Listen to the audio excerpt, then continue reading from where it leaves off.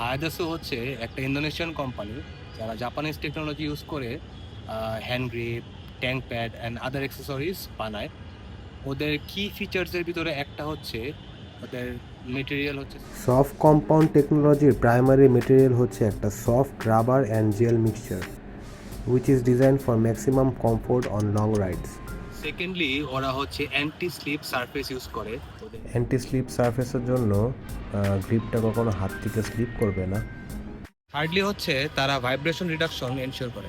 হায়াইডাসও ওদের গ্রিপগুলো এমনভাবে ডিজাইন করে যাতে এটা ভাইব্রেশন রিডিউস করে এবং আপনার হাতে যাতে ফ্যাটিক না হয় এবং হাই স্পিডিংয়ে আপনার হ্যান্ডেলবার থেকে এবং রোড থেকে কোনো রকম যাতে ভাইব্রেশন আপনার গ্রিপের ভিতরে বা হ্যান্ডেলবারে না আসে। And lastly, they make sure that it's durable and flexible.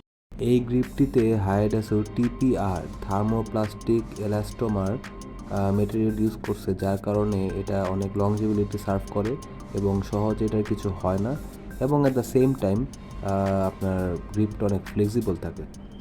এটা কি কোনো প্রমোশনাল ভিডিও? Not really. হায়াদাসুর এই টুরার গ্রিপটা আমি প্রায় 2 বছর ধরে আমার সিবিএক্স ইউজ করতেছি। তখন মনে হয় একটু বেশি প্রাইস নিচ্ছিল, এখন সম্ভবত 1500 টাকাতে আপনারা পাবেন। হায়াদাসু বাংলাদেশ পেজে যদি ঢুকেন তাহলে আপনারা ওখানে পেয়ে যাবেন। এর আগে আমি আমার সিবিআর এ হচ্ছে আরসিবির গ্রিপ ইনস্টল করছিলাম। সো ওটাও ভালো, বাট আমার কাছে হায়াদাসুর মানে মেটেরিয়াল বা সবকিছু বেটার লাগছে। সো এই ছিল হচ্ছে এই শর্ট ভিডিও।